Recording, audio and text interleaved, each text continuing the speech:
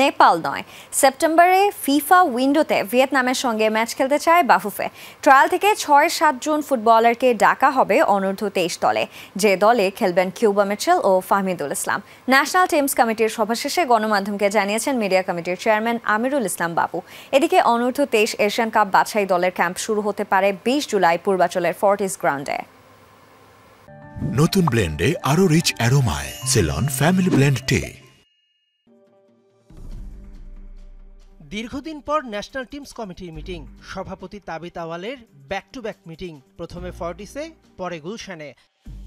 ভিয়েতনামের সঙ্গে September FIFA উইন্ডোতে ম্যাচ খেলতে চায় বাফুফে, কিন্তু আগেই তো নেপাল জানিয়েছে সেই সময় তাদের সঙ্গে বাংলাদেশের খেলার। শক্তিশালী হংকংয়ের বিপক্ষে ম্যাচের আগে দুর্বল নেপালের সঙ্গে ম্যাচ জানিয়েছিল গণমাধ্যমের সমালোচনা। তাই বাফুফের ভিয়েতনাম ভাবনা।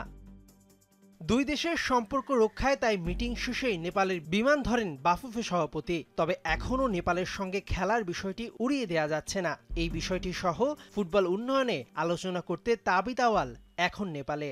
উনি যদি এই নেপালকে ম্যানেজ করতে পারে তাহলে আমরা ওইখানে চলে যাব। প্রায় ঘন্টা খানেকের ন্যাশনাল টিমস কমিটির মিটিংয়ে এসেছে বেশ কিছু সিদ্ধান্ত, যেখানে মূলত আলোচনা করা হয় সেপ্টেম্বরে অনূর্ধ্ব ২৩ দলের এশিয়ান কাপ বাছাই প্রস্তুতি নিয়ে। ক্যাম্প শুরুর সম্ভাব্য তারিখ ২০ জুলাই, ভেন্যু পূর্বাঞ্চলের ফর্টিস গ্রাউন্ড। প্রথম পছন্দ মাসুদ পারভেজ কায়সার কোচ না হলে বাফুফের টেকনিক্যাল ডিরেক্টর সাইফুল বারী টিটুকে কোচ করার বিষয়টিও আলোচনায় রয়েছে। দেশের বাইরে প্রস্তুতি ম্যাচ খেলার কথা রয়েছে মিডল ইস্টে। প্রতিপক্ষ হতে পারে বাহরাইন অথবা কাতার। মূল টার্গেট আমাদেরকে অবশ্যই আন্ডার 23 টিমটাকে ভালো করা।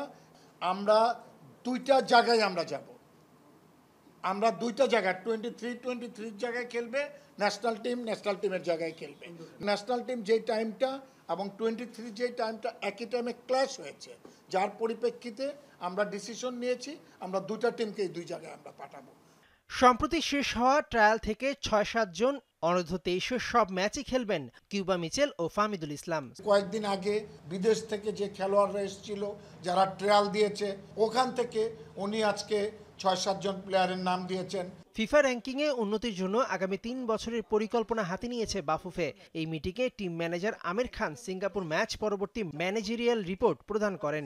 জাতীয় দলের কোচ থাকছেন হাভিয়ের কাবরেরাই। নেক্সট 3 ইয়ার্সের আমরা একটা প্ল্যান করছি যে নেক্সট 3 ইয়ার্সে আমাদের টার্গেটেড ফিফা র্যাঙ্কিং কী হতে পারে, ওই অনুপাতেই আমরা সব বাজেট করব এবং ম্যাচগুলো খেলব। চলতি সপ্তাহেই অনূর্ধ্ব ২৩ প্রাথমিক দল ঘোষণা করবে বাফুফে। নেপাল থেকে ফিরে এই বিষয়গুলোর কাজ আরও বেগবান করবেন সভাপতি তাবিত আওয়াল। মেহেদি নাইম, যমুনা স্পোর্টস, ঢাকা।